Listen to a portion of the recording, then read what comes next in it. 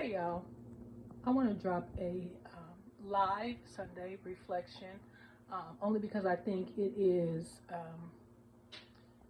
important and it can be useful for this upcoming week.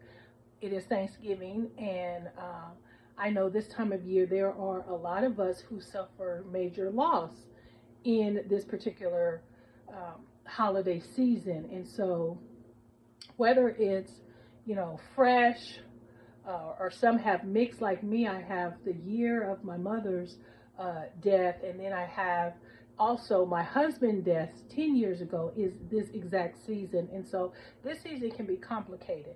But I want to talk to people whose parent was not the traditional parent. I thought it was funny because I was at church today asking people, are you going to have a traditional meal? Because I'm trying to come through because my family, y'all know we spicy. We don't have traditional. Matter of fact, this year we're going to be doing hibachi. So we generally don't have turkey and ham. And so tradition for us, really, we kind of buck that. My Enneagram is a challenger. I'm an 8 and 3, so it's a whole life thing.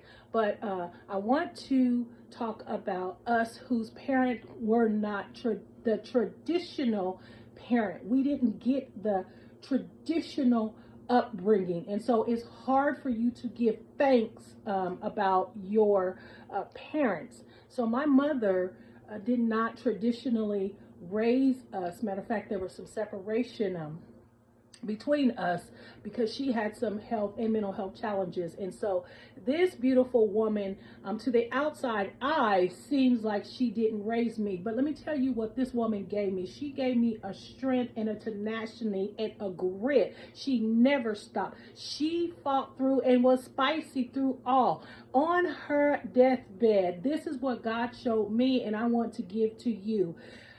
On her deathbed, she refused to just lay down and die. Like, it was such a thing. Like, it was like an anomaly. They were like, oh my gosh, they basically had to incapacitate her for her comfort because she just would not.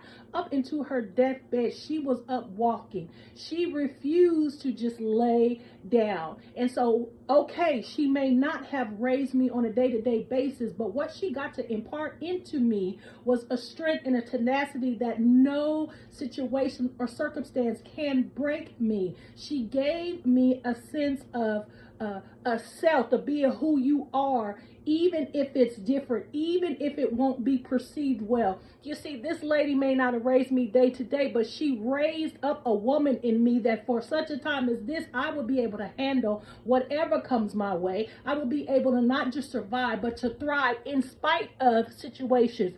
And so if this holiday is hard for you because you just didn't have the traditional care or the traditional upbringing, and you don't want to go to the family gathering, you don't want to meet because it was not right, it wasn't traditionally what was supposed to happen, I challenge you. I don't want you to go into something that's abusive. I don't want you to go into something that is toxic, but I'm telling you, don't miss what you did get. Even if it was just, you weren't going to be that. You weren't going to do this. God designed us and birthed us through these particular people, and you best believe that he understood and knew whatever was going to go on in the family, what was going to happen in our lives, and he chose to allow us to be born to those particular people anyway. And if we can give no thanks to nothing but except for to be born, that's enough. So this Thanksgiving, I asked you, don't look at the traditional ways your family is lacking. Look at the untraditional ways that it shaped and molded you to be the man and woman you are today. Happy Thanksgiving, y'all. Be blessed.